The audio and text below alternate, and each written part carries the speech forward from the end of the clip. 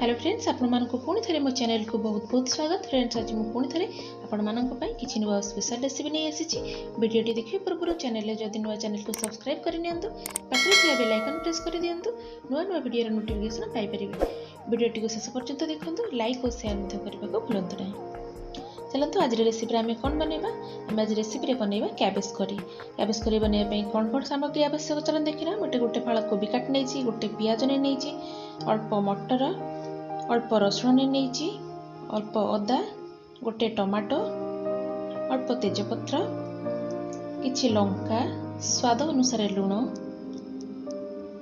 हलदी गुंड, chilli powder, धनिया powder, जीरा पाउडर, मटन मसला, गरम मसला एवं किछि धनिया पत्र नहीं। आम ए कड़ाई रे अल्प तेल नहीं नवा। तेल टिके गरम हो गला पर आम गोटे तेजपत्र से ऐड करनेबा। एबे आम काटिकी रखिथिबा कंचा लंका एथिरे देई ए सब को किछि समय फ्राई करनेबा।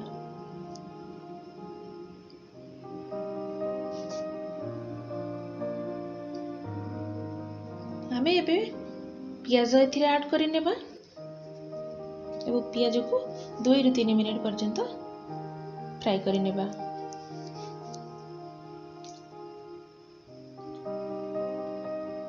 एबे आमे अदा रसुण और टमाटर पेस्ट बनै सब मसला रे ऐड करी भल भाबे मसला को कसी नेबा।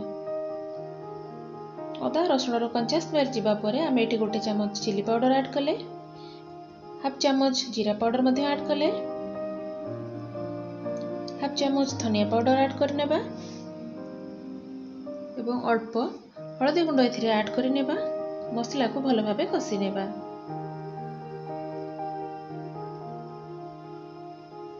देखंतु एटी मोर मसला टिके हेई आसलानी। एबे आम एथिरे गोटे चम्मच परी मटन मसला नै नबा।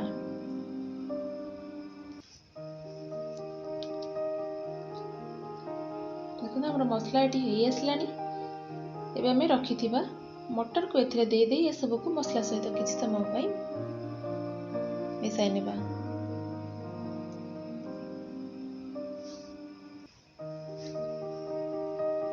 एबे आमे काटिकी रखिथिबा कोबी को एथिरे दे दबा एवं ए सब को भलो भाबे मसला सहित मिसाई नेबा।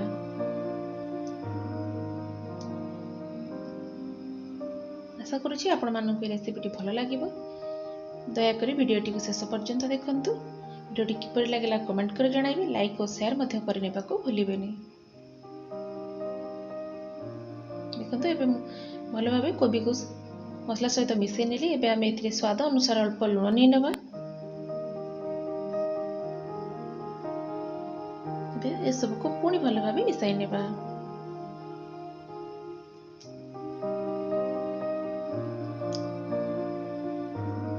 ए सब सिझिबा पई आम मीडियम फ्लेम रे गैस को रखी आम कवर करि नेबा।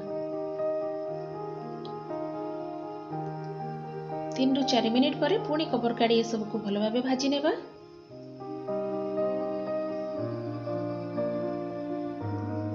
आपण माने जमा एथिरे पानी देबेनी। कोबी रो पानी बाहर चेष्टा करिवे से कोबी रो बाहर थिबा पानी रे जेमति कोबी सिझी जाए से परि करिवा पई चेष्टा करिवे। पुणी आमे कवर को दे देबा। देखंतु पुणी 2 ରୁ 3 मिनिट पर कवर काढ़ी नै ए सब को पुणी भल भाबे मिसाई नउची।